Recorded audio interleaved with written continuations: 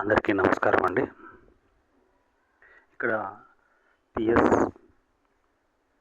తెలంగాణకు సంబంధించి DSC SGT maths question పేపర్ని మనం సాల్వ్ చేస్తున్నాం. ఈరోజు మరొక ప్రాబ్లం చూద్దాం. Ramu is a wholesale fruit seller in a market. On a certain day Ramu sold 3,240 kgs of fruits. He sold 5/18 kgs of guavas, 23/81 kgs of mangoes, 8/27 kgs of apples, and 23/160 kgs of oranges. Then, which fruit did Ramu sell more on that day? ఇది మనకు question. మరొకసారి repeat చేస్తున్నా. Ramu is a wholesale fruit seller in a market. On a certain day, Ramu sold 3,240 kgs of fruits. He sold 5/18 kgs of guavas, 23/81 kgs of mangoes, 8/27 kgs of apples, and 23/162 kgs of oranges. Then, which fruit did Ramu sell more on that day? రాము మార్కెట్లో టూకుగా పండ్లను అమ్ముతాడు. ఒకరోజు రాము 3,240 కిలోల పండ్లను అమ్మాడు. 5/18 కేజీల జామ పండ్లు, 23/81 కేజీల మామిడి పండ్లు, 8/27 కేజీల యాపిల్స్, 23/162 కేజీల నారింజ పండ్లను అమ్మాడు.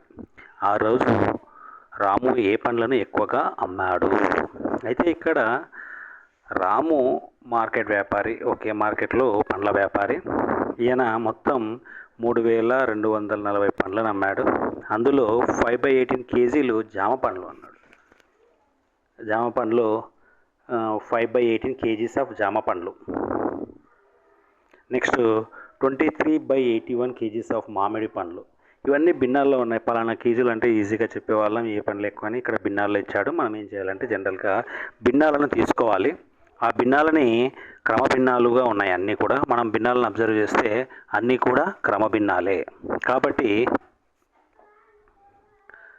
అన్నీ కూడా మనకు క్రమభిన్నాలే ఉన్నాయి. కాబట్టి ఈ క్రమభిన్నాల్లో ఏ పండ్లను ఎక్కువగా అమ్మాడు, ఏ క్రమభిన్నం పెద్దదో ఆ పండ్లను ఎక్కువగా అమ్మినట్లు. కాబట్టి మనం ఏం చేద్దామంటే ఆ క్రమభిన్నాల యొక్క వాల్యూస్ అన్నీ తీసుకుందాం ఇక్కడ. ఫస్ట్ భిన్నం, క్రమభిన్నం అవి ఏ పండ్లు అనే తర్వాత చూద్దాం. ఫస్ట్ భిన్నం వచ్చేసి 5/18, సెకండ్ది వచ్చేసి 23/81, థర్డ్ వన్ వచ్చేసి 8/27, ఫోర్త్ వచ్చేసి 23/162. ఇక్కడ మనం ఏం చేయాలంటే హారాలను మెయిన్గా ప్రధాన కారణాంకాల లబ్ధంగా రాసుకోవాలి. హారాలను ఏం చేయాలి? ప్రధాన కారణాంకాల లబ్ధంగా రాసుకోవాలి. అంటే 18, 81, 27, 162ని ప్రధాన సంఖ్యల లబ్ధంగా రాద్దాం మనం. రాస్తే వాటి వాల్యూస్ చూద్దాం తర్వాత. ఫస్ట్ వచ్చేసి 18. ఈ 18ని ఏమని రాయొచ్చు అంటే మనం 2 × 3 × 3. నెక్స్ట్ వచ్చేసి 81. దీన్ని ఏమని రాయొచ్చు మనం 3 × 3 × 3 × 3. నెక్స్ట్ 27. దీన్ని ఏమని రాయొచ్చు మనం 3 × 3 × 3. లాస్ట్ 162. దీన్ని ఏమని రాయొచ్చు అంటే మనం 2 × 3 × 3 × 3 × 3గా రాయొచ్చు. అయితే వీటన్నిటిలో కామన్గా ఉండే వాటిని ఫస్ట్ తొలగించేద్దాం. కామన్గా ఉండే ప్రధాన కారణాంకాలు ఏమన్నా ఒకసారి రౌండప్ చేస్తాను చూడండి. ఇక్కడ దీంట్లో 2 × 3 × 3, దీంట్లో అన్ని 3లే ఉన్నాయి. కాబట్టి దీంట్లో ఉన్న 2 3లు ఉమ్మడి కారణాంకాలుగా తీసుకుంటే ఇక్కడ 2, ఇక్కడ 2, ఇక్కడ 2 తీసుకుంటే మిగిలిన వాటిని రాద్దాం మనం.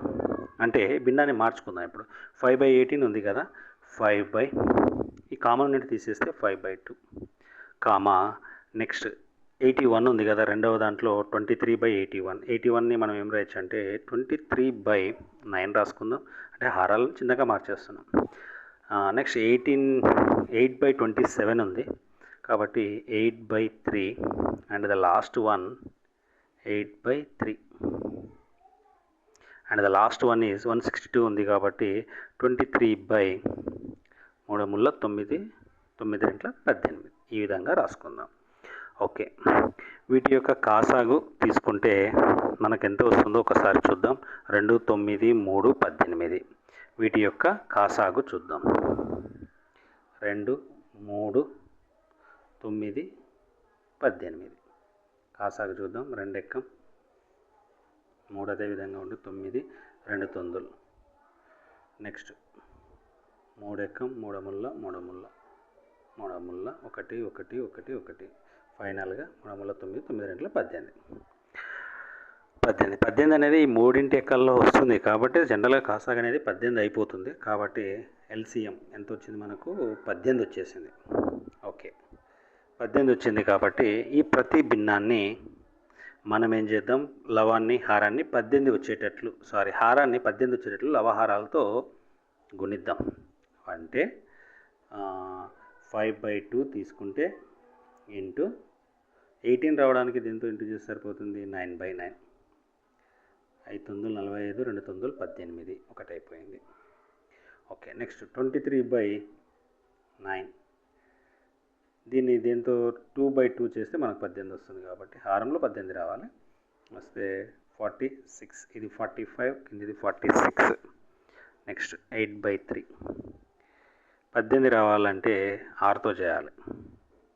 8 6 48/18. 3 6 18. Last one 23/18. 18తో చేయాల్సిన అవసరం లేదు కాబట్టి 23. హారాలన్నీ సమానంగా ఉన్నాయి. ఈ హారాలన్నీ సమానంగా ఉన్నప్పుడు లవం ఏది పెద్దగా ఉంటే ఆ పండ్లను ఎక్కువగా అమ్మినట్లు. 45, 46, 48. మూడో వాల్యూ వచ్చేసి 48. ఇక్కడ ఫస్ట్ జామ పండ్లు, నెక్స్ట్ మామిడి పండ్లు, తర్వాత యాపిల్స్. సో మొత్తానికి ఆ వర్తకుడు యాపిల్ పండ్స్ని ఎక్కువగా అమ్మాడు. అంటే అన్నింటినీ మనం ఏం చేసామంటే అన్నిటినీ ఒకే హారంగా రాసుకున్నాం. ఒకే హారంగా రాసుకొని వాటిలో సజాతి భిన్నాలుగా రాసుకున్నాము. హారాలన్నీ సమానంగా ఉన్నాయి కాబట్టి సజాతి భిన్నాలుగా రాసుకొని లవంలో ఏ వాల్యూ అయితే పెద్దగా ఉంటుందో ఆ భిన్నం పెద్దదవుతుంది. ఇక్కడ 48/18 వచ్చింది, అంటే యాపిల్ పండ్లు. కాబట్టి ఆ వర్తకుడు యాపిల్ పండ్లను అమ్మాడు. ఈ విధంగా మనం సులభంగా సాధించవచ్చు. Okay, thank you for watching. Please like, subscribe and share.